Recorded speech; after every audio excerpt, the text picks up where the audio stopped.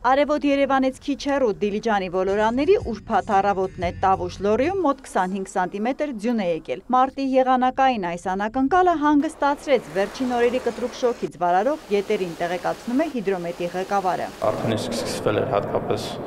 Դեբեդի ավազանի գետերում ջրի ելքերի մեծացում, սակայն ջերմաստիճանի իջեցման պայմանավորված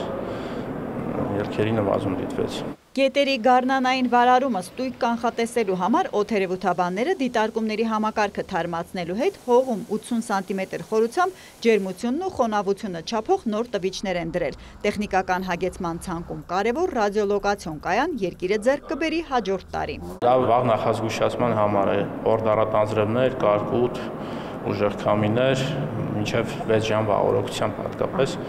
որը խիստ կարևոր է։ Եղանակի կանխատեսումները գնալով ավելի կարևոր են դառնում մարդկանց ու գյուղատնտեսության, տրանսպորտի, ավիացիայի, ԱԻՆ-ի համար։ Օդերևութաբանների օրը շնորհավորեց համալսարանի ռեկտորը։ Բուհն ավանդույթի համաձայն միջազգային կոնֆերանս է կազմակերպել էկոլոգիական 3 տոների պատվին։ Մարտի 23-ը օդերևութաբանի, 21-ը անտառների, 22-ը ջրի համաշխարհային օրն է։ Ջրի համաշխարհային օրը նպատակ ունի ընդգծել ջրի կարևոր նշանակությունը ամբողջ մոլորակի խաղաղության, կայունության և բարգավաճման համար։ Ջուրը կարող է միավորել մարդկանց, բայց դրա պակասը կարող է հանգեցնել կոնֆլիկտի։ 14 երկրի պատվիրակների միավորող համաժողովին մեր և արտասահմանյան գիտաշխատողների թիմերը մասնագիտական տարբեր զեկույցներ ներկայացրին։ Սևանի ջրի բաղադրության մոնիթորինգից մինչև Սիբիրի կլիմայական փոփոխություններ։ Ոլորտում կադրերի դեֆիցիտ է զգացվում, երիտասարդ օդերևութաբաններին շուտով կարմիր գրքում են գրանցելու։ Պետհամալսարանի աշխարհագրության և երկրաբանության ֆակուլտետի ղեկավարին կատակով հանդիմանեց հիդրոմետի տնօրենը։